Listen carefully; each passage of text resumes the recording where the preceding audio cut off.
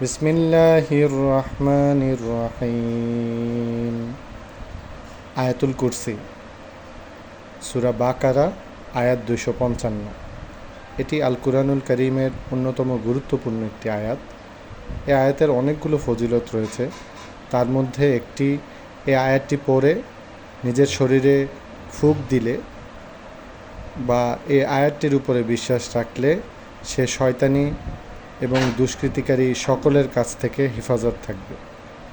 বিসমিল্লাহির রহমানির রহিম। আল্লাহু লা ইলাহা ইল্লাহু আল হাইয়ুল কাইয়ুম। আল্লাহ, তিনি ব্যতীত কোনো ইলাহ নাই, তিনি চিরঞ্জীব, সর্বসত্তার ধারক। লা তাখুযুহু সিনাতুন ওয়ালা নাওম, তাকে তন্দ্রা বা নিদ্রা স্পর্শ করে না।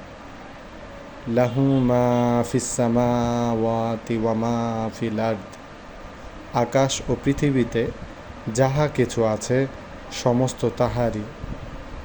মান যাল্লাযী ইয়াশফাউ ইনদাহু ইল্লা বিইজনি, কে সে যে তাহার অনুমতি ব্যতীত তাহার নিকট সুপারিশ করিবে।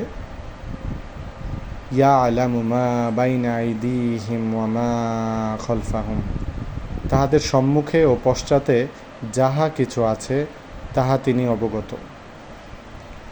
ওয়ালা ইউহাইতুনা বিশাইইম মিন ইলমিহি ইল্লা বিমা শাআ, যাহা তিনি ইচ্ছা করেন তা ব্যতীত তাহার জ্ঞানের কিছুই তাহার আয়ত্ত করিতে পারে না।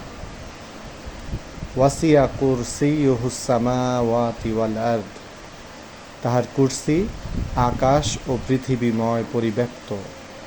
ওয়ালা ইয়াউদুহু হিফযুহুমা ওয়া হুয়াল আলিয়্যুল আযীম, ইহাদের রক্ষণাবেক্ষণ তাহাকে ক্লান্ত করে না, আর তিনি মহান, শ্রেষ্ঠ।